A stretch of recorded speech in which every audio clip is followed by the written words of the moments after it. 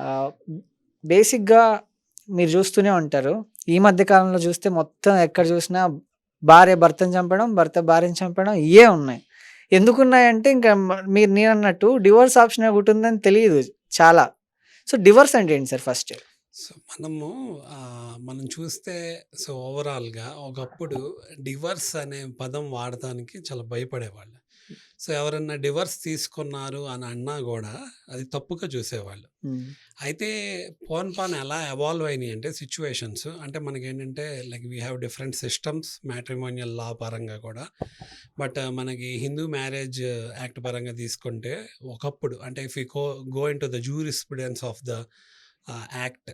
హ్మ్. So there is nothing called like two people anamata. Like let's say if one person is getting married to other person, హ్మ్. they are assumed to be one అంటారు. అంటే ఏంటంటే even though వాళ్ళిద్దరైనా కూడా because wife and husband అనే వాళ్ళు ఒక్కళ్ళ కింద consider చేసి అంటే లైక్ లెట్స్ సే మనకి సోల్స్ కలిసిపోయినాయి అంటారు కదా. అవును. ఇప్పుడు బాగా బెస్ట్ ఫ్రెండ్స్ అనుకోండి, హ్మ్. మేమిద్దరు కాదు మేము ఒకళ్ళే అని ఎలా అయితే అనుకుంటామో హ్మ్.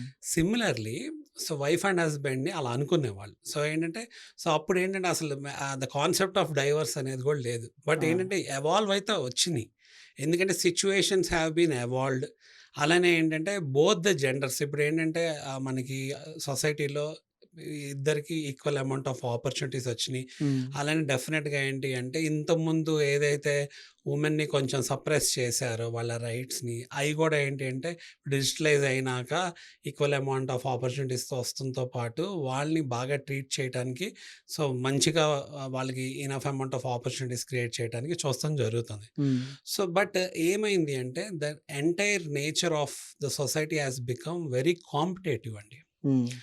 ఎప్పుడైతే చాలా కాంపిటేటివ్ అయిపోయిందో everyone is like going to lot of stress.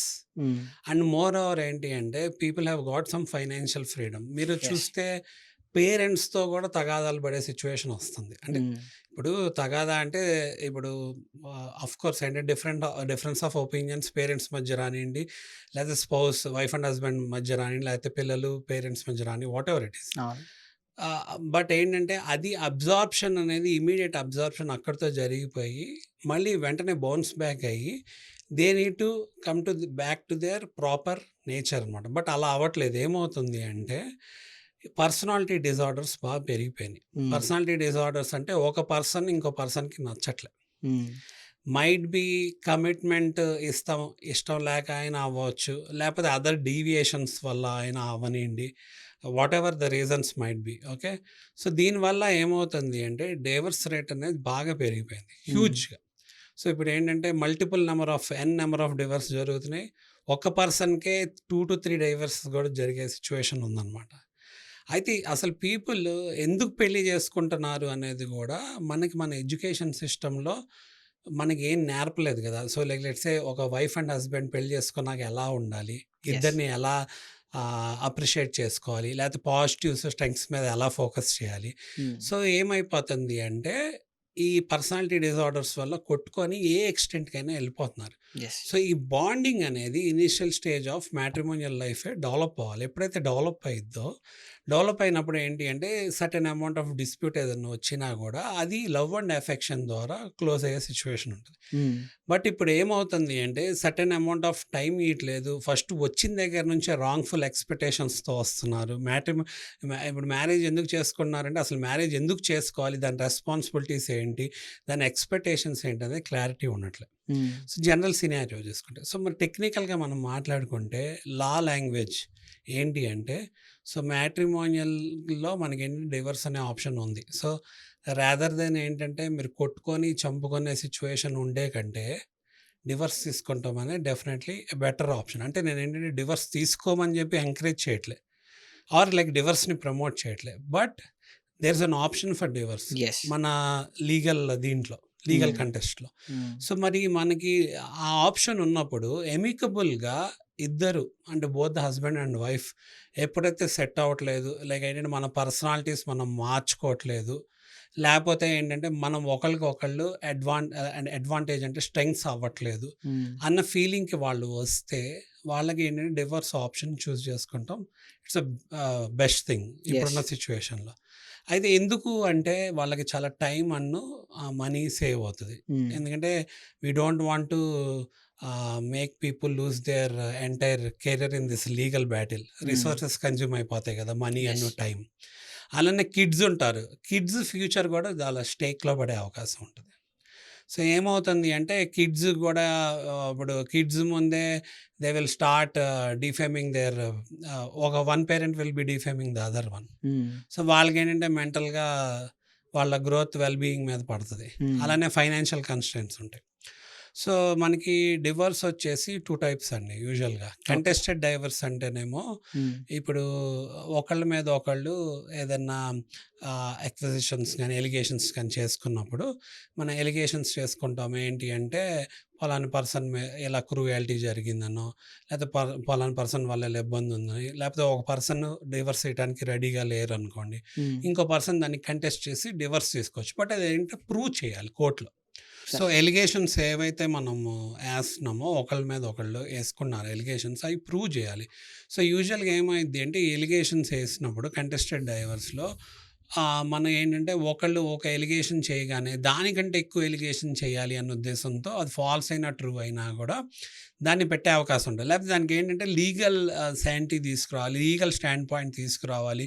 అంటే డైవర్స్ రావటానికి అనేది గట్టి పాయింట్లు మనం చూపియాలి. ఎగ్జాక్ట్‌లీ. దానికేంటంటే వెయిటేజ్ ఉండాలి అన్న ఉద్దేశంతో ఈ కంటెస్టెడ్ డైవర్స్‌లో ఒక బ్యాటిల్ క్రియేట్ చేసుకొని కంప్లీట్ రిలేషన్ అనేది స్ట్రెయిన్ అయిపోయి ఎలిగేషన్స్ చేసుకొని దాని మీద కొట్టుకుంటాము, చంపుకుంటాం వరకు ఎళ్ళే సిట్యుయేషన్స్ ఉంటున్నాయి. హ్మ్.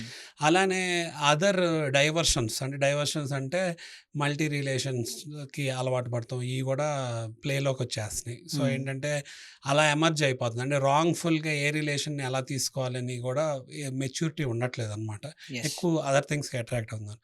అయితే మ్యూచువల్ కన్సెంట్ డైవర్స్ గనుక ఆప్ట్ చేసుకుంటే, ఈ మ్యూచువల్‌గా ఇద్దరు మాకిష్టమయ్యి, మాకిద్దరికి పడట్లే, మేము కలిసున్నాము. కలిసుంటానికి ట్రై చేసాం. కలిసుంటానికి చాలా ఎఫర్ట్స్ పెట్టాము. హ్మ్. ఆఫ్‌కోర్స్ మా పెద్ద మనుషులు లేపోతే కన్సర్న్డ్ వెల్ బీయింగ్ పరంగా పర్సన్స్ ఎవరైతే ఉన్నారో వాళ్ళందరూ గూడా మీడియేషన్ జేసి మా మధ్య మమ్మల్ని సెట్ చేయడానికి ట్రై చేశారు. అయినా సరే మేము ట్రై చేసినా గూడా మాకు సెట్ అవ్వట్లేదు అని జెప్పి హ్మ్. వీళ్ళు ఇద్దరు ఒక అగ్రీమెంట్‌కొచ్చేసి వాళ్ళు మ్యూచువల్ కన్సెంట్ డైవర్స్ తీసుకోవచ్చు. కంటెస్టెడ్ డైవర్స్‌లో ఏమైద్ది అంటే ఎనీవేర్ స్టార్టింగ్ ఫ్రమ్ 3 ఇయర్స్ నుంచి అంటే థంబ్ రూల్ అని గాదు. జనరల్ సినారియో చెప్తున్నా. ఓకే. పిల్లలుంటే like it's going to take more than 5-7 years కూడా అవ్వచ్చు. ఆర్ ఇంకా మోర్ దెన్ 10 ఇయర్స్ కూడా తీసుకోవచ్చు. సో, స్టార్టింగ్ 3 ఇయర్స్ నుంచి మోర్ దెన్ దట్ తీసుకోవచ్చనమాట. అదే మ్యూచువల్ కన్సెంట్‌లో అంటే అంత టైం పట్టిద్ది. నేననేది కంటెస్టెడ్ డైవర్స్‌లో. మ్యూచువల్ హ్మ్. కన్సెంట్‌లో అడ్వాంటేజ్ ఏంటంటే టైము ఇప్పుడు కోర్ట్స్ యూజువల్‌గా 6 మంత్స్ పీరియడ్ ఉంది. Cooling of period. బట్ అది గూడా దానికంటే తక్కువ లైక్ లెట్స్ సే 1-3 మంత్స్‌లో గూడా మనకి మ్యూచువల్ కన్సెంట్‌లో డైవర్స్ వచ్చేసే సిట్యుయేషన్ ఉంటది. హ్మ్. ఆర్ ఎల్స్ ఏంటంటే సమ్‌టైమ్స్ 6-8 మంత్స్ పట్టిద్ది. Okay. So, it's better option comparatively అంటే డైవర్స్ తీసుకోవాలని. హ్మ్. బట్ ఇక్కడ మేజర్ ఛాలెంజ్ ఏంటంటే ఒక వైఫ్ గాని, హస్బెండ్ గాని ఏదన్నా ప్రపోజ్ చేసినప్పుడు లైక్ లెట్స్ సే డైవర్స్‌కెళ్తున్నారనుకోండి. First both the persons should sit and evaluate. Egos అనేది పక్కన పెట్టేసి ఎవాల్యుయేట్ చేసుకొని నిజంగా డైవర్స్ అవసరమా? మనం ఎన్ని అటెంప్ట్స్ ఫ్రెష్‌గా ట్రై చేశాము. మనం మనం ఏంటంటే అన్నెసెసరీగా మనకి మైండ్‌లో ఏంటంటే బ్యాక్ ఎండ్ వేరే ఆప్షన్స్, బ్యాక్ డోర్ ఆప్షన్స్ పెట్టుకొని యెస్. దీన్ని ముందుకు తీసుకెళ్తున్నామా? లేదు ట్రాన్స్‌పరెంట్‌గా ఉండి ముందుకు తీసుకెళ్ళి ట్రైస్ ఇచ్చాక వర్కౌట్ అవ్వకపోతే అప్పుడు ఏంటంటే both of them can take decision to go with mutual consent. హ్మ్. ఆఫ్‌కోర్స్ ఏంటి అంటే ఏదైనా కండిషన్స్, ఎక్స్‌పెక్టేషన్స్ ఉంటే ఇద్దరు అమికబుల్‌గా ఉంటే దాంట్లో రాసుకొని కోర్ట్‌కి సబ్మిట్ చేసుకొని so, things will be taken care like this అని చెప్పి అనుకోవచ్చు. హ్మ్. ఆర్ ఎల్స్ ఏంటి అంటే వన్ నీడ్ టు పిచ్ అనమాట. Pitch for that mutual consent and convince the other. Time waste contested చేసి టైం వేస్ట్ అయ్యే కంటే. ఎందుకంటే చాలా కేసెస్ కోర్టుల్లో పైలప్ అయిపోయి ఉన్నాయి. పైలప్ అయిపోయి ఉందంటే మనకి కోర్ట్ కేసెస్ అన్నీ క్లియర్ అవ్వటానికి సో, సుప్రీం కోర్ట్ గైడ్‌లైన్స్ పరంగా గూడా మీడియేషన్ ద్వారా alternative way of dispute resolution ద్వారా క్లియర్ చేసుకుంటే బెస్ట్ ఆప్షన్ అని చెప్పి కూడా సజెస్ట్ చేయడం జరుగుతుంది.